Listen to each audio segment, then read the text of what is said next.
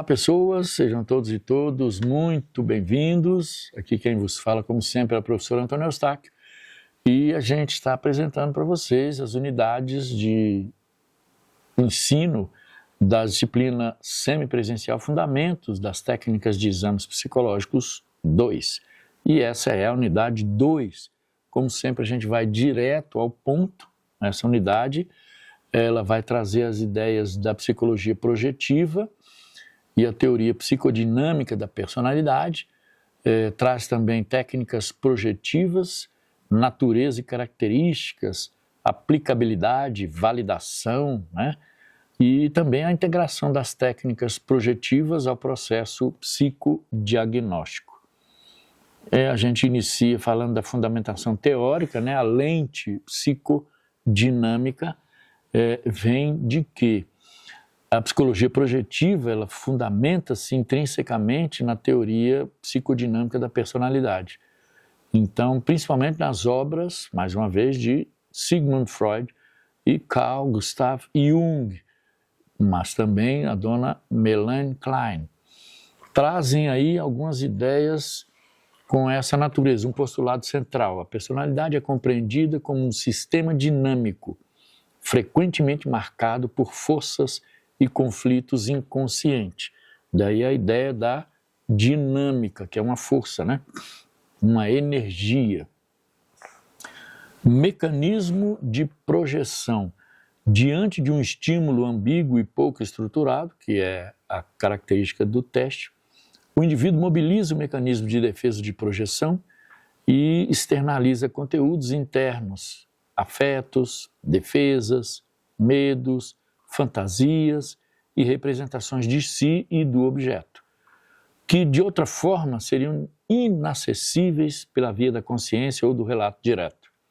Que então é um mecanismo de projeção. O objetivo é acessar o modus operandi da estrutura e da personalidade e seus mecanismos inconscientes, sobretudo. Essas técnicas projetivas têm aí alguma característica ou algumas características, como, por exemplo, a natureza. Métodos indiretos e pouco estruturados que buscam induzir o indivíduo a revelar seu universo interno, né? Então, essa pouca estrutura possibilita a revelação de o interno do indivíduo, o universo interno, né? Ou seja, o processo de subjetivação, podemos pensar assim. Temos aqui um quadro com dois aspectos, característica e a descrição. Estímulo ambíguo.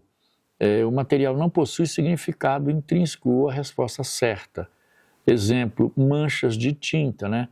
Figuras de cena, manchas como teste de Rorschach, né? Então não tem ali algo definido, é bem assim, não há o certo ou o errado para o sujeito apontar nesse tipo de teste projetivo. Abordagem indireta. O examinando não tem consciência do que está sendo avaliado, dificultando a dissimulação, né? Então, de repente, quanto mais dissimula, mais a verdade, digamos assim, aparece, né? Muitas pessoas que cometem crimes, sobretudo, não gostam muito, em se tratando de psicopatia, de se submeter a teste de Rorschach, porque a dissimulação acaba fazendo com que algo bem significativo emerja, apareça.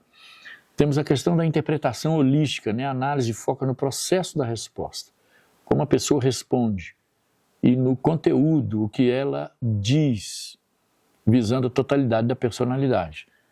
E, por fim, a ênfase no ideográfico, maior foco na singularidade da organização psíquica do indivíduo do que na comparação normativa. Okay? Exemplos notórios aí de testes, nós temos o Rorschach, temos o teste de apercepção temática, temos o desenho da figura humana e temos o HTP, né? Casa, árvore e pessoa.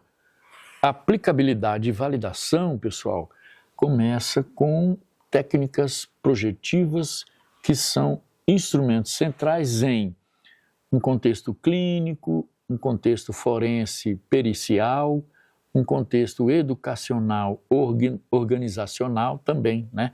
No contexto clínico, avaliação da estrutura da personalidade, neurótica, psicótica ou borderline, mapeamento de mecanismos de defesa, identificação de conflitos centrais, bem como a diferenciação diagnóstica aprofundada no contexto clínico.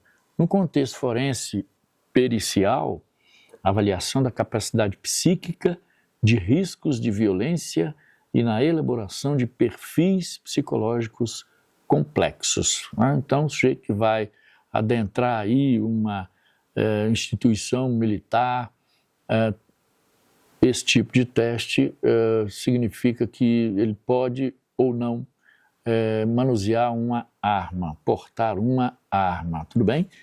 3, no contexto educacional organizacional mais restrito, avaliação da dinâmica de grupo ou traços de personalidade que interferem no desempenho, né? Então, aí traços de personalidade que interferem no processo de ensino e aprendizagem. A validação, item super importante para vocês. A validação, fidedignidade e validade. É exatamente o ponto de maior debate aí histórico devido à sua natureza qualitativa. Ou seja, natureza qualitativa implica em subjetividade emergindo aí, né? O importante é o sujeito falar de si, algo que possa ser objetivado, mas que pertence ao processo de subjetivação. Os desafios, alta subjetividade na interpretação, difícil padronização e complexidade na construção de critérios externos, né? Validade de construto, ou seja, você vai avaliar algo que é difícil de ser aí padronizado, que é a subjetividade dos indivíduos. Resposta contemporânea, a validade tem sido rigorosamente buscada através da adoção de sistemas de codificação padronizados e empiricamente validados, como o sistema Exner, aí o Rorschach, que é aí esse sistema. E a pesquisa contínua sobre a validade incremental das técnicas, mostrando que elas complementam e aprofundam dados obtidos por outras vias. Então tem esses desafios aí na aplicação desses testes. Outro item interessante é a integração no processo psicodiagnóstico, que a gente fala do início, o teste para um psicodiagnóstico, né? A eficácia das técnicas projetivas depende de sua correlata integração em um processo de avaliação mais amplo, ou seja, não é uma testagem, é uma bateria de testes que seria o ideal. Princípios de integração, então essa correlação que a unidade traz para vocês, para, de certa forma, facilitar a visualização. Temos aqui um quadro, né, no qual traz aqui etapa e o papel da técnica projetiva. Por exemplo, temos aqui anamnese, entrevistas, o papel, os dados clínicos orientam quais técnicas aplicar e quais áreas da personalidade investigar. Outra etapa, testes psicométricos, oferecem dados nomotéticos, né, ou seja, quantitativos, sobre inteligência, atenção ou traços de personalidade. As projetivas oferecem a profundidade, explicando como os traços e funções operam. Por fim, os resultados, ocorre aí a integração dos dados qualitativos, projetivos, aqueles que foram, né, objetivados, e quantitativos, psicométricos, permite aí a construção de um perfil psicodiagnóstico tridimensional, compreendendo as queixas e o funcionamento global do indivíduo.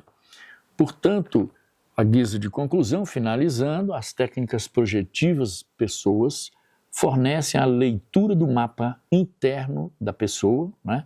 Aí uma possibilidade de fazer uma leitura da subjetividade ou do processo de subjetivação da pessoa durante o desenvolvimento humano, transformando o psicodiagnóstico de uma descrição sintomática em uma compreensão da estrutura que sustenta os sintomas, né? Ou seja, ferramentas fundamentais para validação de psicodiagnóstico. Sucesso aí a todos vocês e contem conosco.